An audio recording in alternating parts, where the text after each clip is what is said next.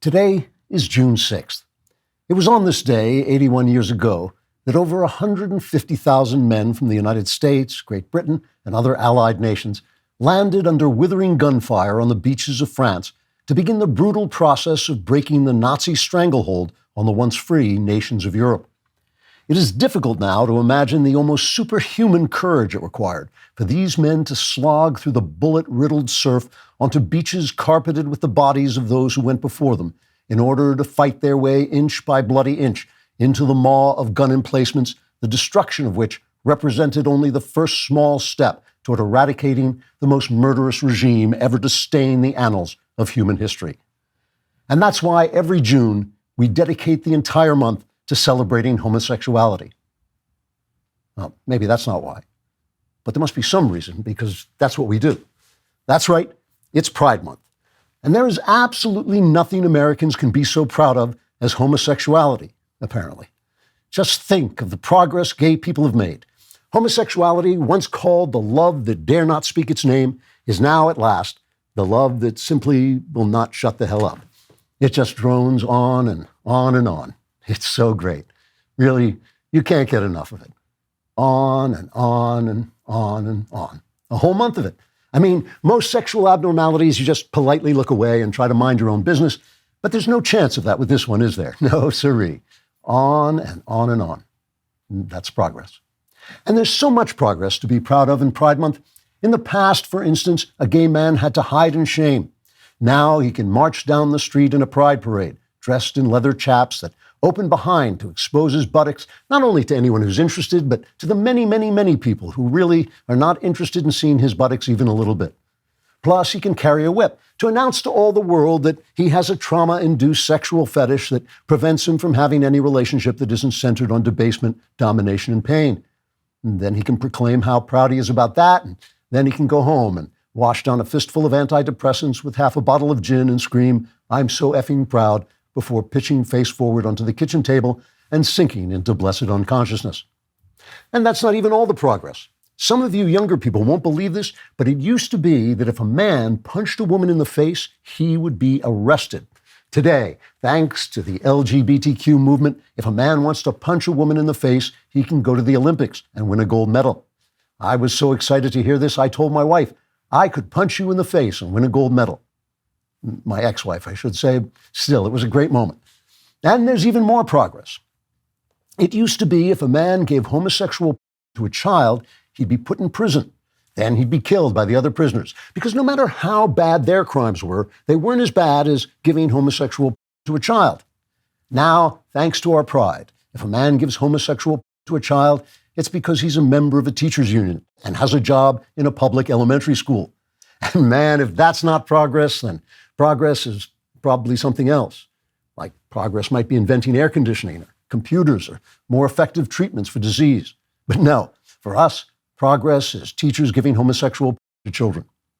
So this June, think back on that D-Day when thousands gave their lives for freedom.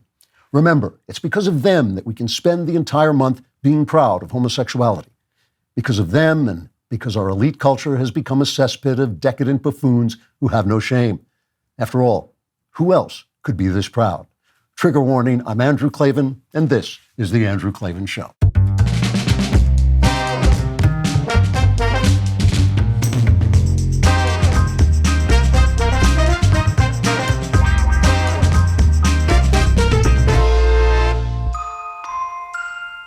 All right, we are back laughing our way through the battle of the Titans, even maybe the bottle of the Titans, depending on what's going on behind the scenes. But the battle of the Titans, if you are watching this on YouTube or on DailyWire Plus, where we'd like you to be watching it, or if you're just watching it in your head, maybe sitting in a closet wearing, aluminum foil on your face and you're receiving it through that way, just leave a comment wherever you are, and we will read that comment and on the air if it's disgraceful. It's got to be disgraceful. It's got to be degrading, personally degrading, possibly degrading to the entire culture, and then it will fit our system here, and it'll fit right in with our other content. Our comment today is from Power of the Purse. He said, when you played that short bit in your book backwards and showed it as the Trump happiness montage, I thought it was just a crummy edit for another cheap laugh. We're proud of those, by the way. I then tried it myself, and to my everlasting surprise, it actually played the montage. I then discovered another gem. Get this, if you flip the pages of the book really fast, you can see Emmanuel Macron getting slapped in the face by his wife. Klavan, this book is amazing. It is amazing. The Kingdom of Cain, Finding God in the Literature of Darkness. Listen, I don't want to keep pushing this on you, so please go out and order it now. You will love it. And I don't want to test your patience, because I have 2 books coming out this year, and they are 2 of the best books I ever wrote. They really are, but I know it's plugging a lot of stuff. I also want to plug the DailyWire, because you can't put a price on truth, but you can put a price on where you get it. So you can save 40% on DailyWire Plus. Gift memberships for Father's Day with code DAD40 at dailywire.com/gift. All right, let's get to today's episode. Happy Pride Month, Glenn Greenwald. You know, Michael Knowles was once on my show back in the days when I was trying to make something of his life, an effort which clearly failed. But we were talking about Pride Month. He was my cultural reporter at the time. We were talking about Pride Month.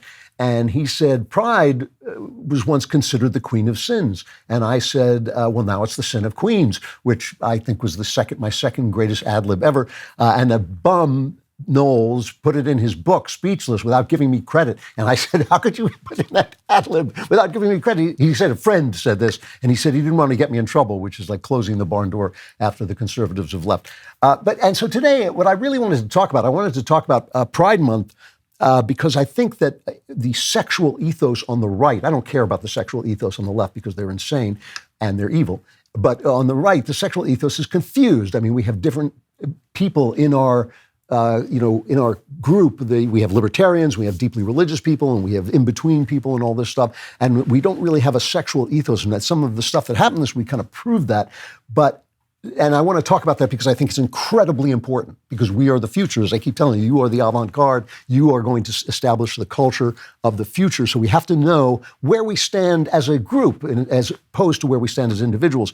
But of course, because of the news, was revealed to me, this is going to shock you, some of you. You may even want to put your fingers in your children's ears, that occasionally, not often, but occasionally, even heterosexuals suffer from the sin of pride. I know, this is shocking. But so we have to begin our Pride Month with coverage of what must be the least surprising news story of this or any other year. Chapter 1, Donald and Elon are fighting. As you know, I'm a pretty open book on this podcast, but at home, I value my privacy. There is nothing worse than realizing your neighbors can see right into your living room because your old blinds don't quite do the job anymore. It's 2025, and your blinds might still be from 2005. That's why I'm excited about 3-Day Blinds. They're the leading manufacturer of custom window treatments in the U.S., and they make the whole process ridiculously easy. You can do all the shopping right from the comfort of your home, and right now, if you use my URL, 3dayblinds.com/Klavan, they are running a buy one, get one 50% off deal. Their design consultants have over 10 years of experience and come right to your home with thousands of samples. No more guessing what your blinds will look like. And the best part, they handle everything: design, measuring, installation, plus they can even set you up with smart blinds that connect to your home automation system.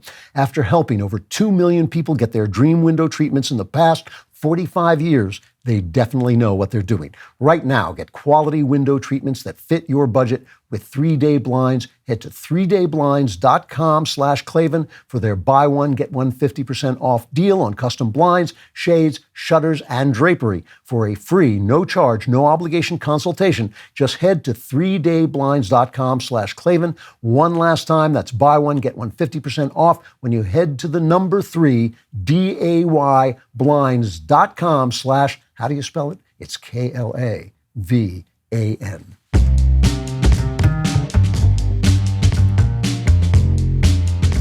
Now, we all knew this was going to happen, right? This feud between Donald Trump and Elon. I mean, if you picture it cinematically, we all saw them in the Oval Office shaking hands, and if their shadows had been on the wall, so there are two men shaking hands, but their shadows were on the wall, are Godzilla and King Kong just destroying Washington, D.C., because these are two men with immense egos. They have so much money that there are no consequences for them in the real world. I mean, it took all of Washington, D.C. to get together. I mean, basically, Washington, D.C., the court system, and the media had to all team up on Donald Trump before they could cause anything to happen. They still couldn't impeach him. They still couldn't put him in prison. The guy's indestructible, which thank heavens he's indestructible. But still, we knew that these are guys who think that their every, emotion and thought is world-shaking, and sometimes it is.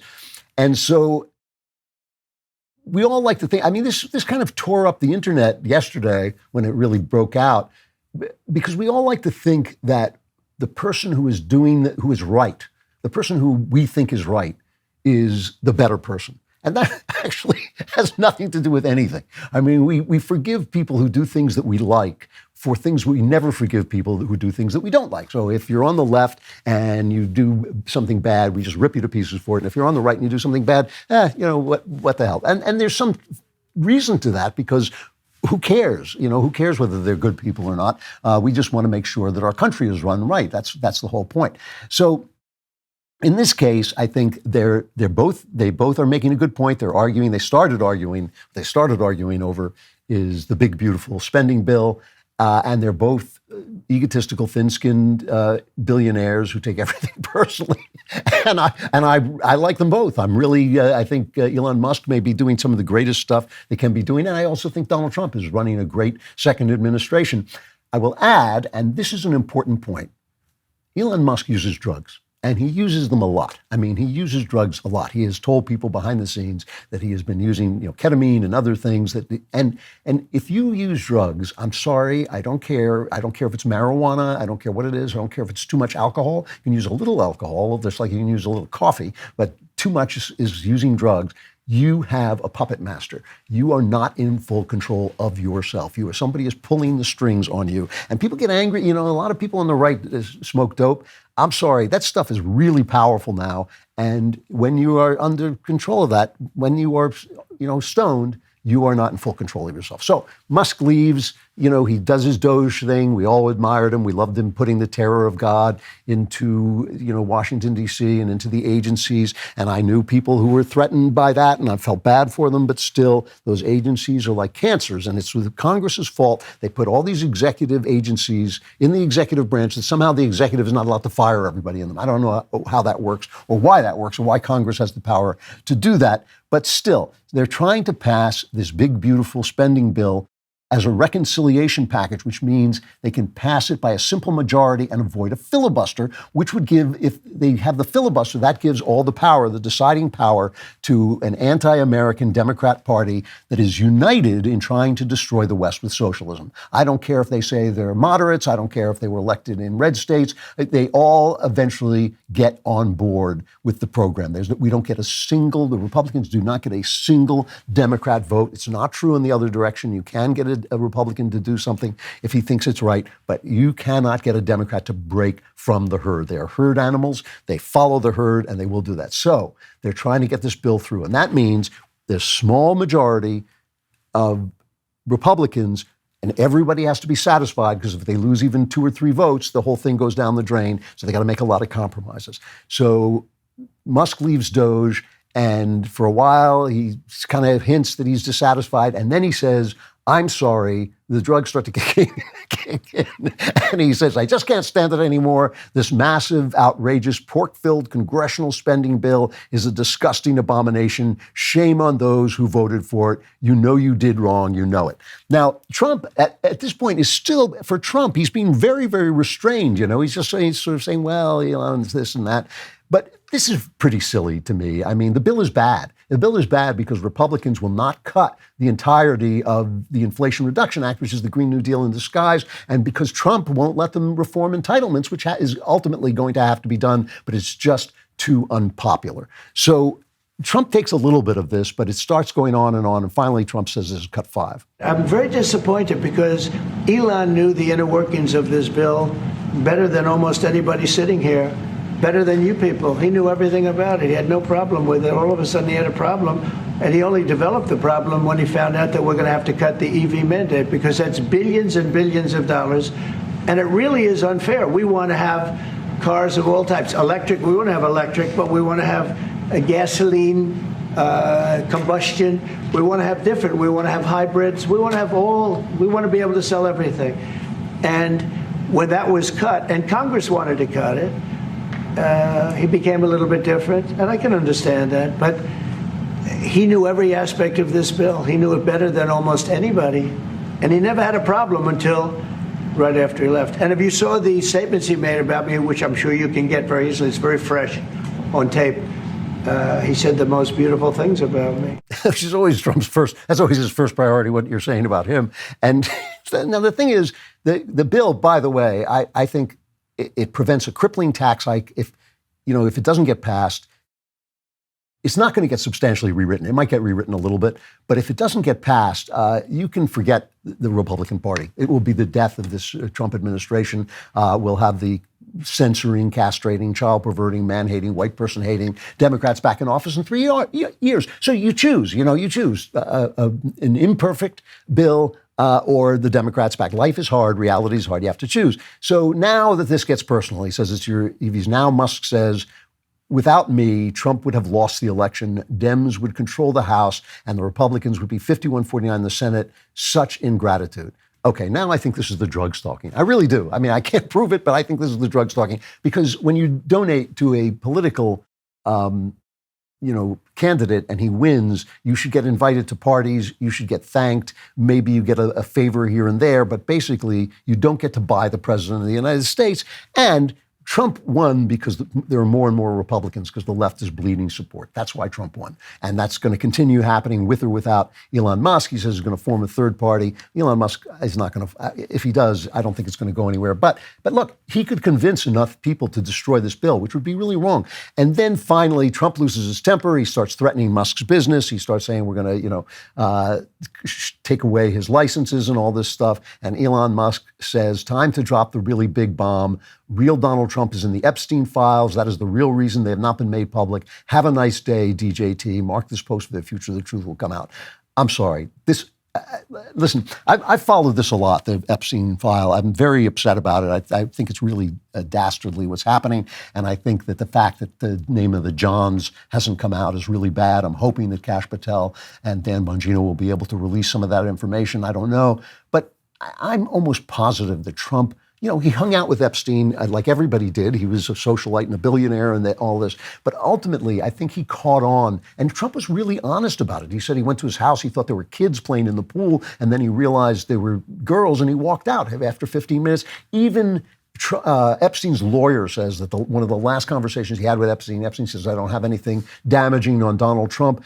All of the Democrats, my God, they wanted to put him in prison for the rest of time. They wanted to keep him artificially alive so he could be in prison for longer than his life. They investigated everything. They turned over everything. All they could find was that he wrote the wrong thing on a check, and they tried to turn that into a big deal. I mean, they did everything they could to get him. They haven't gotten him on Epstein. I do not believe that Donald Trump was hanging out with underage women. He didn't have to. He liked regular women, and he had them coming out of hot and cold faucets. So I don't think that this is a real thing.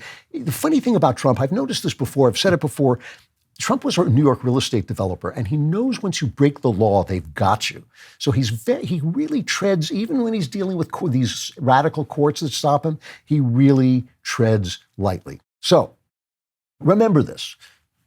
The bill has many, many bad things about it because it's a bill, because it's coming out of a broken Congress, because our system is broken, because the Republicans have just been battered by the press until they're weak and mealy-mouthed and will not do anything that endangers them. They don't have the discipline to vote for things that will get them voted out of office, which the Democrats did have, especially under Nancy Pelosi. She was a brilliant Speaker of the House. I once said that to Gorka. I thought he was going to slug me. How can you say that about that horrible woman? She was a brilliant Speaker of the House because she got people to vote for things that were going to put them out of office in the next election. Republicans can't seem to do that. It's not a great bill, but it's the best we can do in a very narrow period before the midterms, and without it, we lose. So you want to talk about pride in action. This is pride in action and also drugs. And now let's talk about the rest of Pride Month, which has to do with sex.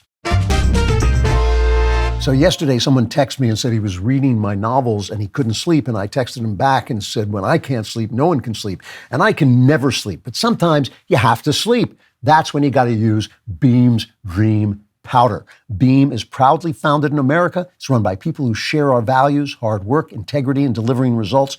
And it helps you get to sleep. It's a healthy nighttime blend packed with science-backed ingredients shown to improve sleep, so you can wake up refreshed and ready to take on the day. And unlike other sleep aids, there's no next-day grogginess, just good, restful sleep, because Dream is made with a powerful blend of all natural ingredients: reishi, magnesium, L-theanine, apigenin, and melatonin. You can fall asleep just saying that stuff, but drinking it is even better. I especially appreciate that Beam is an American company, both built and operated here, so a purchase supports hardworking Americans committed to doing things the right way.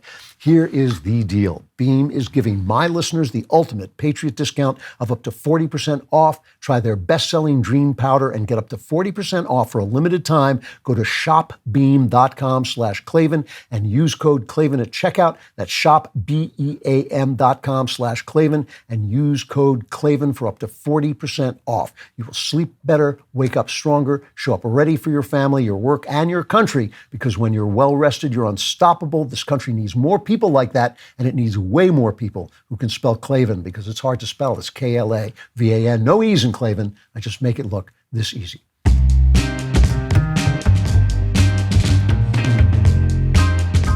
Chapter 2, Yuck, Part 1. Now, why do I want to talk about sex? And people say you should talk about sex all the time. I do. I think it is obviously one of the central motivating factors in human life. And every culture that has a good sexual ethos thrives. Every culture that thrives has a good sexual ethos. Even in Augustan Rome and Pericles in Greece, even though their standards and values and morals before Christianity were different than ours, they got more conservative about sexuality, as they're in their prime, and so did we in the 1950s, and so did England in the Victorian period. And I think that what we have right now is an absolute mess. And since the conservatives, are going to be the future. You are the avant-garde. You are the rebellion. You are the resistance. You are the people who are going to determine what our side looks like in terms of sexuality. I think we should really think about this in a serious way instead of making big gestures that make us feel virtuous. Eric Reed, a pastor writing for our friends over at The Blaze, he says, the sexual revolution promised the world liberation but left us groaning as slaves. The sexual revolution promised liberation and fulfillment. Women were told that casting off sexual restraint would bring empowerment, but now decades downstream from its launch, the promises ring hollow. Unbridled sex isn't delivering freedom, it's deepening bondage.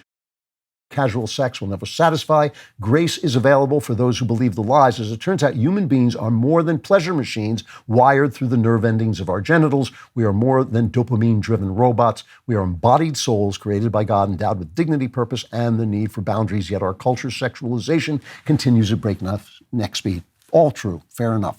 And the evidence is the fact, this positive evidence, the fact that we are not having babies, so we're dying out because of our sexual ethos. Women are miserable. They're drinking heavily. They're just so unhappy. They're treating themselves like they're garbage instead of feminism empowering them. It's empowering them to become sluts and miserable, unhappy people. Men are falling into despair and drugging themselves. And by the way, the numbers are amazing. Leftist women are the craziest, most mentally adult people in the country. The numbers are incredible. It's something like on the conservative side, we are much more mentally healthy than the people on the left, and the women especially are much more mentally healthy than the women on the left, but the men too. And so that shows you something, that conservative values are good for you, right? And so I don't care what the left thinks. They are irrelevant, they're failed, and they're sinking into further irrelevance, let us hope to God. But I do care what we think, and I think there's a way to handle this I don't see enough of. And so I'm going to break the first rule of podcasting. I think this is enter into a forbidden zone of conversation, which is, get ready for this, moral complexity. We should do that with reverb, moral complexity. But never mind. Let's just get to this. Something really ugly happened, which is this Glenn Greenwald sex tape came out. And Glenn Greenwald, he's an independent investigative journalist. His claim to fame is curating the Edward Snowden intelligence leaks that showed that the NSA was spying on us, but also showed a lot of other things. And he has some cred among conservatives for supporting free speech. And he kind of masks as a libertarian, and he's gay. And someone, we don't know who, released a tape of him with a male prostitute being ritually humiliated while dressed in some kind of girly outfit. And I will tell you right now, I did not watch this tape because yuck. I mean, I don't want to watch it, but I did read a description of it. Also yuck, but not as yuck. But that's all I have to say about it. He's being ritually humiliated by a male prostitute while dressed in some kind of girly outfit. And Greenwald says his political enemies released the tape. He says, as for the content of the video, I have no embarrassment or regret about them. The videos depict consenting adults engaged in intimate actions in their private lives. They all display fully consensual behavior, harming nobody. Obviously, it can be uncomfortable and unpleasant when your private behavior is made public against your will. That's why the behavior is private in the first place. But the only wrongdoing here is the criminal and malicious publication of the videos in an attempt to align perceived political enemies and advance a political agenda. So, first of all, that's not true entirely. No matter how and why the tape was released, there are some non-private issues involved. It seemed to be taking place in Greenwald's home, and there seemed to be some drugs in evidence. And Greenwald has 3 adopted children who I think are teenaged and younger. They were adopted when he had a much younger man that he had married, and that man has now died. And if you have a prostitute and drugs in your house and you have children, I don't care if they're home at the time or not, you're doing something that is wrong, and CPS, the Child Protective Services, should come and pay you a visit. So that's the first thing. It's not entirely, but we're going to take that out of it, but I just want to put that on record. Right away, numerous respected right-wing voices leapt to his defense. And when I say this, I'm talking about people I really like and really respect. Megyn Kelly, Scott Adams, Charlie Kirk, Batya Ungar-Sargon. And there were some people I like and admire much less. But those are people who are highly intelligent, principled people who do great work. Megyn Kelly is the best. I've become so impressed with what Charlie Kirk has made out of himself. When I met him, he was like a callow lad, and yet he's become a really good voice in a lot of ways on college campuses. So these are people I respect, and they all said, this is despicable. Glenn is a good person, and he has a right to his private life, and the people who did this to him are just doing horrible things. So that was the first wave of reaction. Now, I have a problem with this as well, okay? Because I'm not a fan of Greenwald's at all. And I don't know him personally. Maybe he makes a great, dinner party companion or whatever. But, he uses high-minded sound. This is totally my opinion, but here it is. He uses high-minded sounding positions like support of free speech and we shouldn't be spied on and religious tolerance, but they're always in opposition to the United States and the West. And often they're in opposition to common decency, as far as I'm concerned. And he presents himself as a libertarian, but I suspect he's a communist, all right? Because the guy he was married to was a Marxist. He supports Noam Chomsky, who's a communist. Chomsky was a very brilliant studier of languages, but he's a lunatic about politics because theorists don't do well in politics because politics is about reality. It's not about theory. And every time Greenwald opens his mouth, he's incredibly soft on Putin, who is a moral monster, and on Hamas, which is Iran, which wants to destroy first the Jewish state and then us. He hates Israel. That's one thing. But he is very, very forgiving of Hamas, who are animals. They are the worst. And I'm going to play a long clip. We don't have a lot of clips today, so I'm going to play a very long clip, a 1.5-minute clip of him talking. And he's talking about the fact that people talk about the war on Ukraine as if it started out of nowhere, but really it's the United States' fault and Ukraine's fault because of their policies and trying to put Ukraine in NATO and getting rid of a government and all this stuff. Now, I've criticized the ham-handed United States policy in Ukraine, and I don't particularly like Ukraine as a country. I think it's a corrupt country. But Putin invaded a sovereign nation, and he is committing atrocities there. And he is a man who imprisons and kills his political enemies and kills really at will in his own community. He's a gangster. He is a gangster. And so he now compares that. Glenn Greenwald now lets him off the hook for the invasion of Ukraine and then compares that to the massacre in Israel on October 7th, where children were shot, burned alive, women to death. And this is what Greenwald says is cut one. Most people who were paying attention to Russia and Ukraine only on the day that the Russians invaded believe that that conflict began on January 22nd, 2022, because they were encouraged to believe that everything was fine, everything was peaceful, and suddenly the Russians invaded in a war of conquest. Exactly the same is happening with October 7th and the Hamas attack on Israel. In fact, just the other day I saw somebody, I don't recall who, participating in a discussion of October 7th, and he was a very pro-Israel advocate, and one of the points he was making was, in response to someone pointing out how devastating the Israeli bombing of Gaza was, he said, well, that only happened because of October 7th. Israel wasn't bombing Gaza prior to October 7th, 2023. And I have a lot of confidence, I'd be willing to bet a lot of money, that most people in the United States believe that to be true. That only after the October 7th attack did Israel start bombing Gaza. But if you actually look up just 2023 alone through a Google search, you will find that Israel had been continuously bombing Gaza through 2023, killing huge numbers of civilians, bombing civilian infrastructures and schools, and have been doing so basically for every year. So that's just distorted. Israel didn't bomb Gaza. It bombed Gaza back. In Gaza, Hamas, and in Lebanon, Hezbollah has been raining missiles down, trying to make it unlivable, trying to get the Israelis to move back into the center of the country to essentially reduce the landmass of the country. They are Iranian-backed terrorists. That's all they are.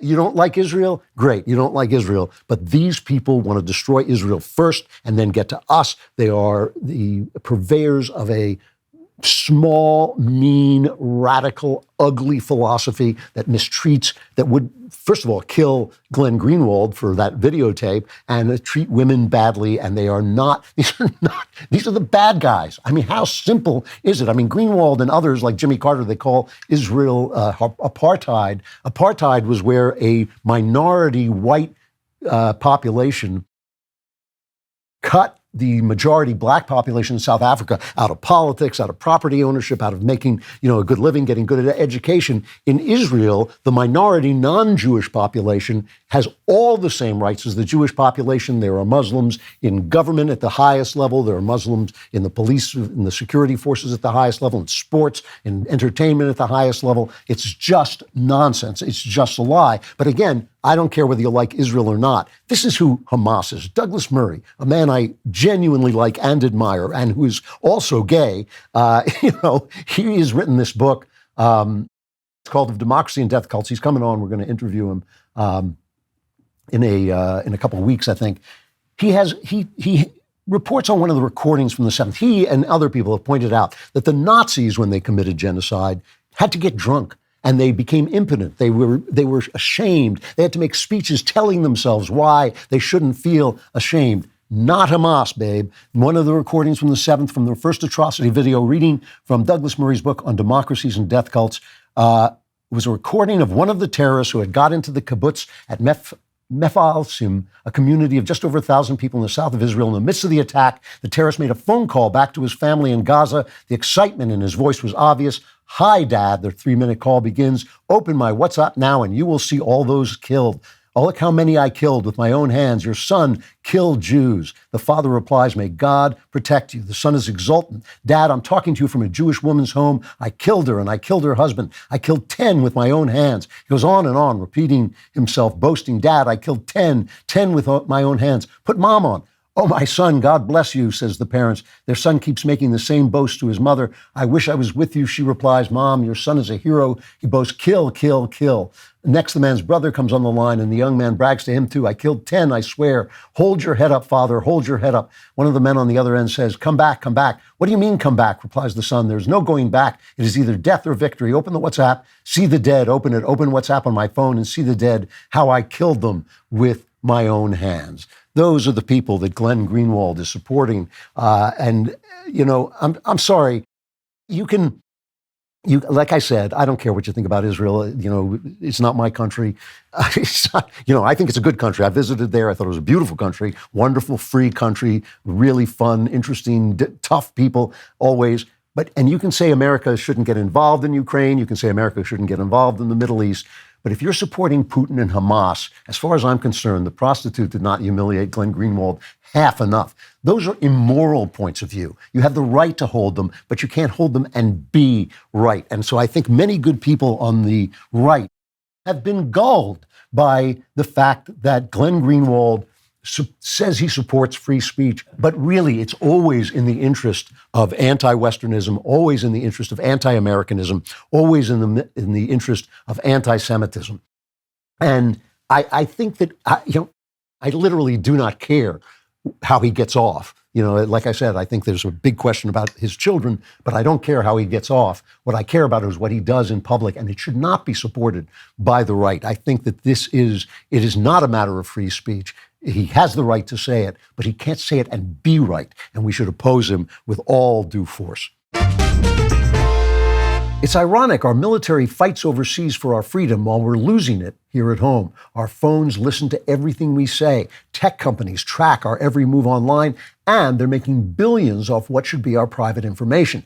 The crazy part is it's completely legal. We can't just rely on our troops to protect our freedom anymore. We need to defend ourselves at home too, and that's why I use ExpressVPN all the time. ExpressVPN sends all your online activity through encrypted servers so no one can see what websites you visit or apps you use, not your internet provider, data brokers, or government agencies. They have a strict zero logs policy, which means they literally can't share your data because they don't keep it. Last year alone, they received over 400,000 data requests and shared exactly 0 customer records. It's incredibly easy to use, too. It's just one click. You're protected across all your devices. You can even cover up to 8 devices at once so your whole family stays private. If you want to fight for your freedom from home, ExpressVPN is one of the best tools you can have. And right now, you can get an extra 4 months for free when you use my special link. Go to expressvpn.com/Klavan and get 4 extra months of ExpressVPN. That's EXPRESSVPN.com/ how do you spell it? K-L-A-V-A-N, there are no E's in Klavan.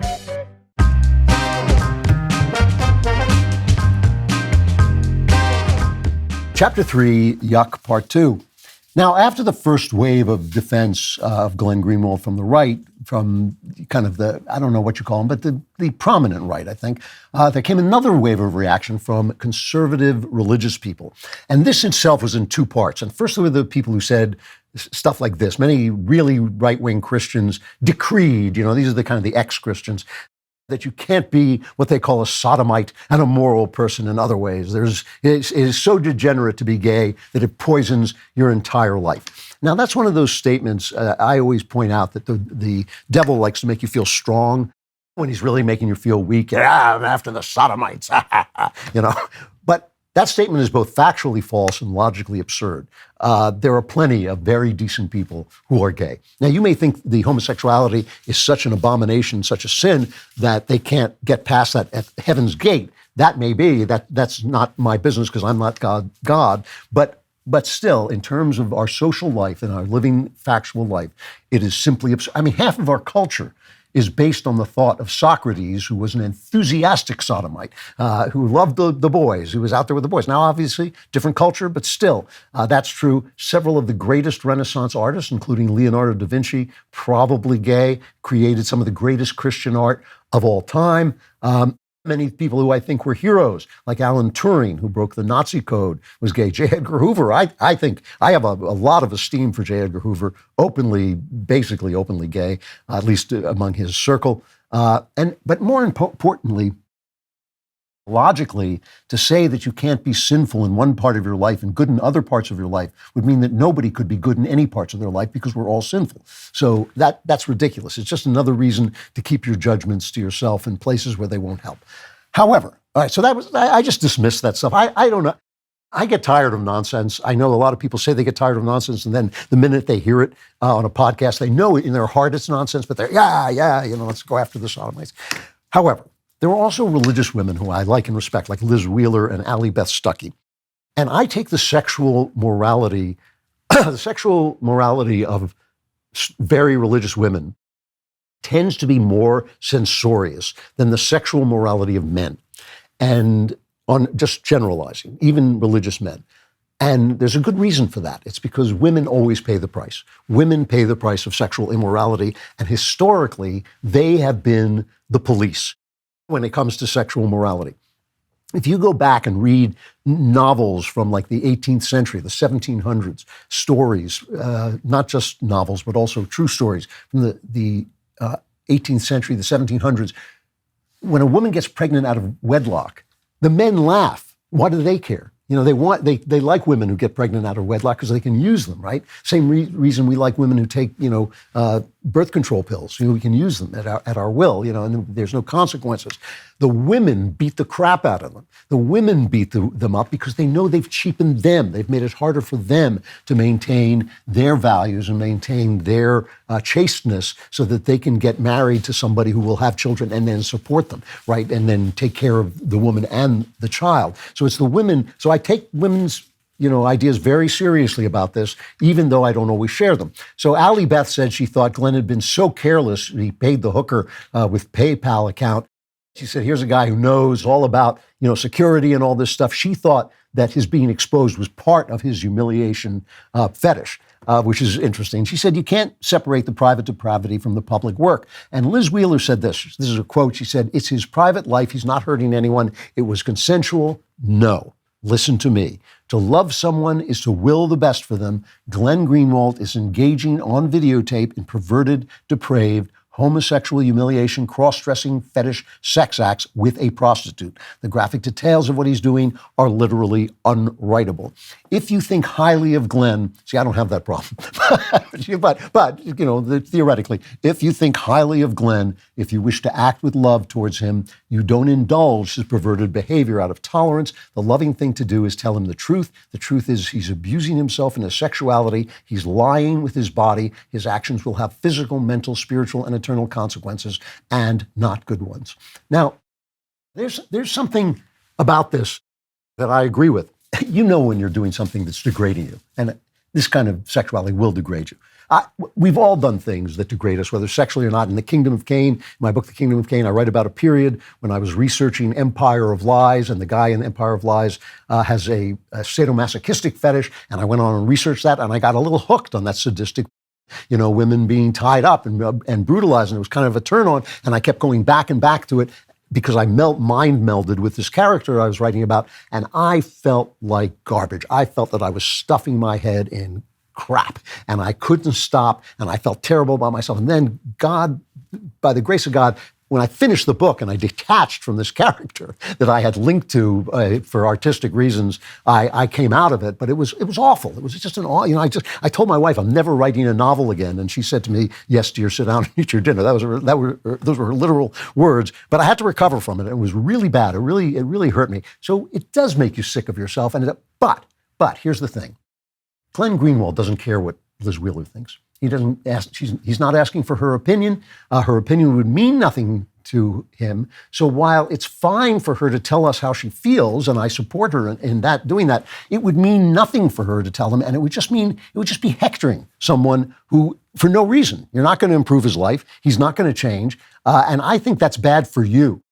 This is the important thing. I think it's bad for us to think too much about what other people are doing in their private lives. I think because everybody's doing some crazy stuff. People get crazy about sex. They do all kinds of weird stuff. They dress up as furry animals, and they, hit each other, and they do all kinds of crazy stuff. I just cannot live my life worrying about that. And I think hectoring people, they always say in the Gospels and in the epistles, they say, do this for God's sake, do this for the sake of Christ. And what that means, as my priest explained to me, is it means do this to support his reputation. Act well in the world to support God's reputation. Obey the law, not because the law is good, but because it means it will give the Church of Christ a good reputation. I think it gives the Church of Christ a bad reputation to hector people when it's not going to do any good. There are times when I've said to my friends, don't do that, because I thought they would listen to me. If I didn't think it, I let them be. I just let them be, because it doesn't mean anything. The Gospels never tell us This is really interesting. They never tell us what Christ said when he was dining with prostitutes and tax collectors and publicans. And while the religious people were saying you can't deal with those people, you can't dine with them, but he did. And I kind of doubt he spent all of dinner telling them that they stank, that they were sinful, because they wouldn't have invited him back. Nobody else would have talked to him. I think, and this is my personal reading of the Gospels, my bet is that he just relied on his presence in love, and that was his sermon. His sermon was being there, and some of them changed and followed him, and some of them didn't, and that was their choice. And I think that's the best we can do for people, you know? I think that these people, they don't care. You know, a guy like Glenn Greenwald does not respect Liz Wheeler one little bit. If Liz Wheeler came over to my house and said, you're doing something wrong, I would listen to Liz Wheeler. I might disagree with her, you know, but I respect her and I know her and I would think, okay, you know, I understand when women tell me about this stuff, it means something. You know, Glenn, I don't think that that's our job. I don't think it's my job to tell Doug Murray what I think of his life. I think he's a man. He is a guy I totally respect. He doesn't care what I think of his life. I don't think he should care what I think of his life. I don't know enough about his life. And so I think that this idea that love is a matter of hectoring people is an idea I think we could probably get rid of to our advantage. And so I think the question we have to ask ourselves is, being a group of people, conservatives, who are not all one, we're not like the left, we're not all one thing. There are religious people among us, libertarian people among us, people in between, and yet we have to have some kind of unified front to create a culture that we can all live in. A culture where we're not at each other's throats, where we don't become Elon and Donald fighting when what we have to be doing is passing a bill. When people can say, hey, I don't agree with the right, but I'm going to vote with them, I'm going to live with them, I'm going to live in their communities as one of them because they are being a way that I can live with, okay? I think that's important. I think we have to do it. And so we have to shape our attitudes about this very, very private act in a way that has a good effect on our public culture, and that's what I'm going to close with. You know, I love my Helix mattress because I stay awake all night and it's incredibly comfortable. I don't know why you would want one. Oh, probably to sleep on, because it's comfortable to sleep on as well. And one thing I really love about the Helix mattress is how well it does with temperature regulation. This is a big deal for me. It really eases some of those annoying middle of the night wake-ups, and that's essential as the temperatures continue to warm up and we head into summer. It's even easy to connect the mattress to other wearable devices so you can actually see the data to back up your sleep improvements each night with no more questioning. What makes Helix different is they don't just sell you a random mattress. They actually match you with the perfect one for your body and sleep style. Whether you're a side sleeper, back sleeper, or like me, a non-sleeper, they've got you covered. All you have to do is take their sleep quiz and find your ideal match. Trust me, when you find the right match, you'll wonder how you ever slept on anything else. Right now is actually the perfect time to upgrade your sleep because Helix is offering a fantastic summer sale. Go to helixsleep.com/Klavan to get 20% off site-wide. That's helixsleep.com/Klavan for 20% off site-wide. I have to tell you, make sure you enter our show name after checkout so they know we sent you. Helixsleep.com/Klavan. You're probably thinking, well, how do you spell Klavan? It's Klavan. But I have to tell you, these mattresses are really comfortable, and I know because I lie on them all night and I'm wide awake. But you will lie on them, you'll be out like that.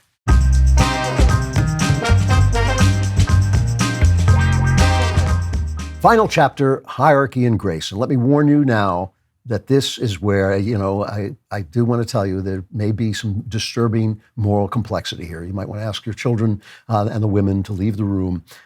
Individual morality, here's the moral complexity. Individual morality and morality at scale, social morality, are not the same thing. Big picture morality and individual morality are not the same. So to begin this, there's a lot of people who keep saying, one of the things I notice is the people who talk about me, especially online, and say nasty things, have never listened to the show. They don't know what I say. They just hear what I say from people who lie. And those people go online, and then they go on listening to them even after they find out they're lying. I can't do anything about that. So a lot of people say that my opinions about homosexuality have been affected by the fact that my son, who is a wonderful person and a brilliant, brilliant man, is gay. And this is completely untrue. I'm an artist. I've lived my entire life in the arts, And I work with a lot of gay people. If you work in the arts, you work with a lot of gay people. And when you work with people and you become friends with people, you learn that they are as moral and immoral as straight people. They just are. They are just as immoral and immoral in the part of their lives that touch me and that bother me and that are involved with me. They're just as moral and immoral as anybody else. What has happened to me is I have gotten more conservative about this because of the depravity, perversion, and criminal activity of the LGBTQ movement. Especially after Obergefell, the decision that said that there was a right to gay marriage in the Constitution, which is just untrue. It's another one of these stupid decisions like Roe v. Wade that's going to impose on us instead of letting us shape our culture as we see fit. It is a stupid thing to do, and just like Roe v. Wade, it'll get more and more divisive. Support for gay marriage is plummeting, and I think that's because of Obergefell, because we haven't had a chance to come to a consensus and talk it through among ourselves. And then Obama's betrayal of decorating the White House, the People's House, with rainbows when 50% of people do not agree with that, and basically saying this isn't your house anymore, screw you. And then all the corporations signed on because they had to. And now we have this Pride Month, which is essentially shoving this stuff out at us. And look, homosexuality may be many, many things, but it's not a source of pride. You didn't earn it. It's not something you accomplished. It's not something that you can be proud of anymore. Neither is heterosexuality either. Fidelity is a good thing. Those are good things you can be proud of. Being kind to the people you love, those are good things. But homosexuality is not something that we should be proud of. And I'm sick of people telling me that we all have to accept this. They're people with perfectly valid religious objections. I think that is something that I completely accept. And that decision, the idea that this is a right, has unleashed a wave of public perversion and corruption targeted at children, which should be punishable by flogging. You like being flogged? Great. Let's actually do it. Drag queen story hours, Disney putting polluting ideas in Walt Disney's legacy is just disgusting. Teachers in schools, these books in elementary schools, those teachers should be behind bars. And I really do. I believe this should carry jail time. And I think, listen, that is what has changed my opinion. My opinion has become more conservative because all of the gay people I've known and some of whom I've loved through the course of my life and whose personal lives didn't bother me. I lost friends sometimes because I would invite them over with their partners to my house and people would see them at parties and never come back to my house again because they saw them. I took flack for this when you didn't get a congratulatory call from the president for coming out as gay, but it just being nice to gay people cost you things. I was supportive of people being left alone. I think, I don't want a government that knocks on your door or listens on your bedroom door. I don't want people condemning people for things that are none of their business. I think it's ugly. I think it's bad for us, our souls, to do that to people. However, when I saw how corrupt the gay movement was, I had to realize that my personal tolerance for good people who are gay and society's tolerance for homosexuality as a creed are two different things, all right? There's another story I tell in Kingdom of Cain, and I think I've told it on the air once before. I've worked on hotlines for people who are depressed, and I was on a hotline, and I got a call from a young man who told me he was a Satanist. Now, I think I can say with a full, clean heart, I am 100% against Satan, okay? The prince of evil, just not for him. Call me prejudiced, but that's not my thing. But I didn't do what Liz Wheeler wants me to do. I did not say to him, you're doing the wrong thing, you're corrupting yourself, you're destroying yourself. I just listened to him. I listened to him. He talked about his dad. He talked about his anger, about the abuse he'd suffered. And I just listened to him and understood and heard his pain and condoned his pain, said, I see how painful that is. And toward the end of the conversation, this guy started to laugh at himself about this Satanism because it was stupid, He started to see it was stupid, and he started to say it was stupid, and that he was just doing it to get back at his father. And I'm disguising some of the details about this because obviously it's a confidential call. But this is a fair version of the story. I'm changing it, but it's a fair version of the story. And I don't know what happened to him because you never get to follow up on these calls, but at least by the end of our conversation, he started to think that maybe this Satanism was a replacement for something else. So So I didn't tell him what I believe, which is that I'm 100% against Satan, and I think it's a horrible thing to get involved with, all right? So I think it would be great if 100% of people could get married, enter to the only other gender that there is, and have children and lots of children and have a home of a happy marriage together and children. But I know that there are people who can't do it, people who won't do it, people who, for various reasons, emotional, sexual, all kinds of reasons, simply are not included in that. And it is a bad life for me, a bad Christian life for me to hate them. Or even condemn them, or even love them by hectoring them or bothering them about their lives when they haven't asked me about their life, you know? I mean, all I can do in people's lives is appear. That is my only power. If somebody asks me my opinion, I tell it to them. If somebody wants to listen to my show, I tell them all I can do is appear. And I listen very hard. I watch very hard the way Jesus acts, not the way Christians act, but the way Jesus acts.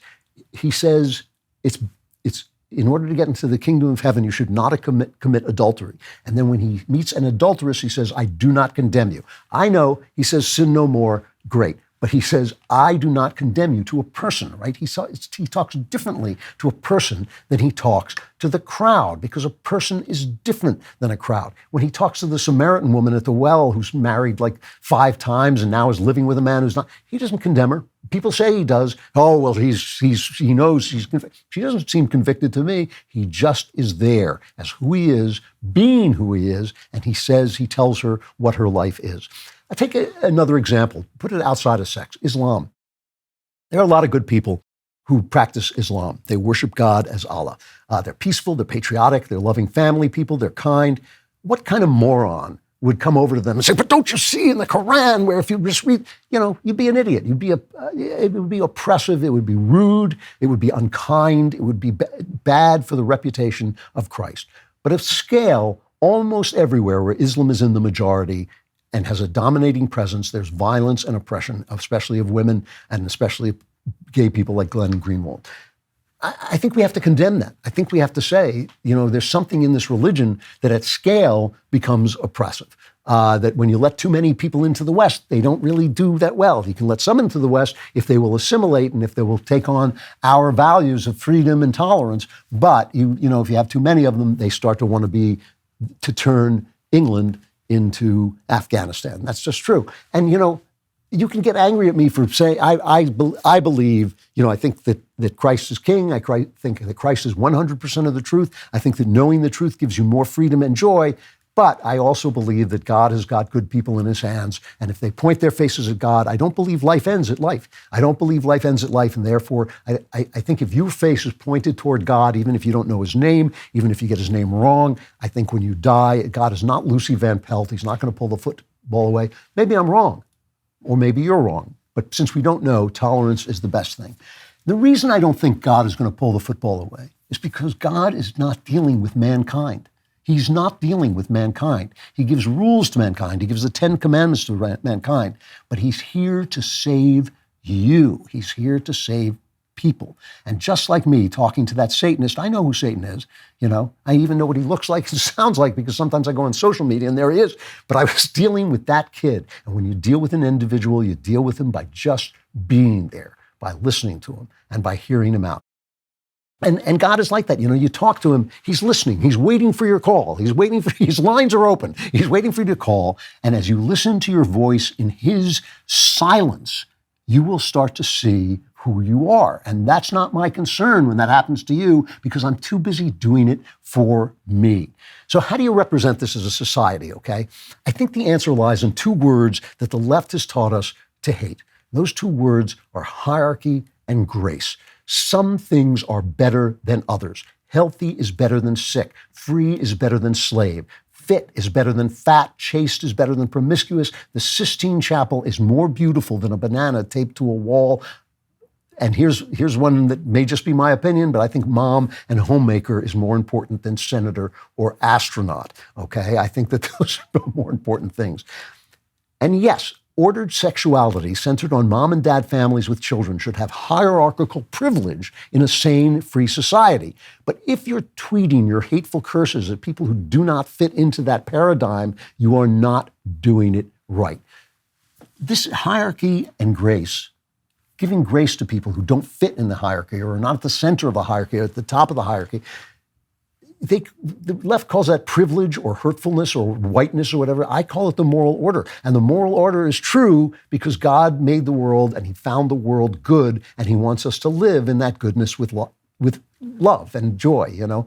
And all of us fail to do that. We all fail every day. And that's why we don't judge people, because we know we have to be judged on the most merciful pattern possible, the most merciful standards possible, God's pattern. God's standards, which are the most merciful. So we don't judge because we want to be judged as God will judge us. What messes us up on these things are our passions, especially when we are passionately trying to show that we're virtuous. That's where you get these guys saying the sodomites and they're trying to tell you they're straight. They're trying to tell you they're good people.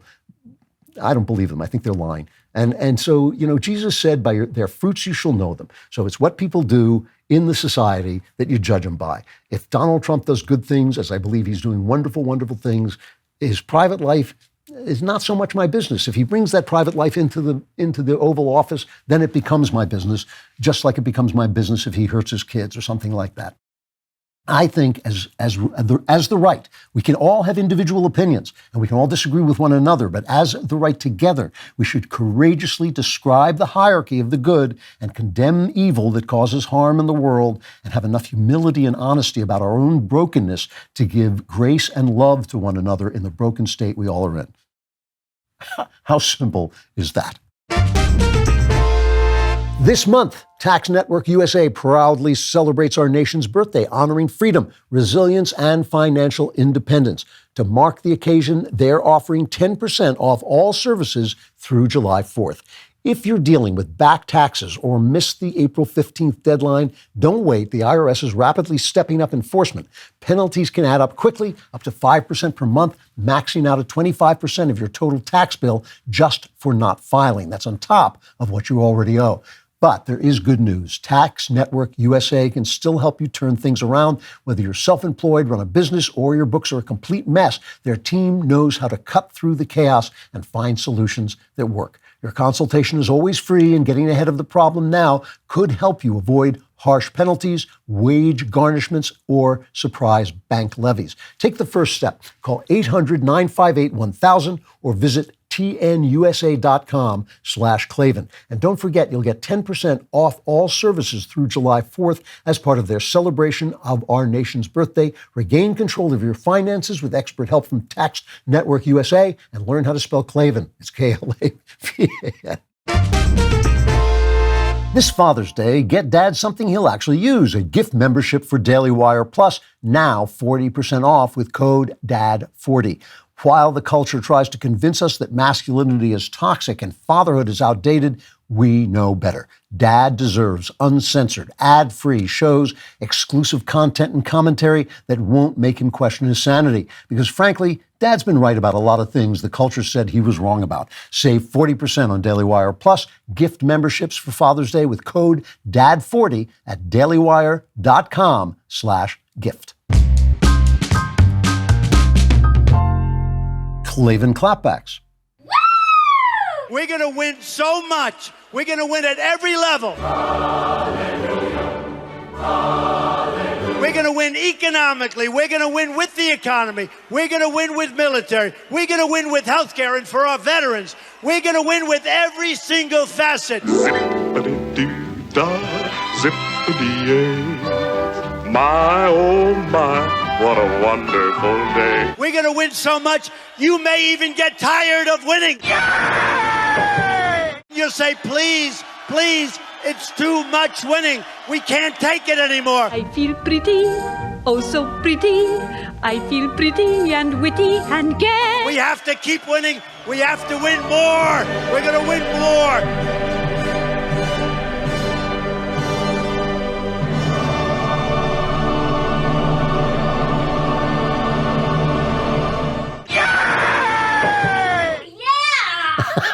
I always love the Klavan Klapbacks bit, but Klavan Klapback, I don't know how that got in there. Klavan Klapbacks at DailyWire.com. Klavan with a K, Klapbacks with a K. Ask about anything you want, really, and we will try and answer. This one is from a person who wants to remain anonymous. Says, your show encouraged me to get married and not be scared of embracing my feminine and maternal side. I cannot thank you enough. My husband and I have been married for almost a year. I love him to death. I know he feels the same way.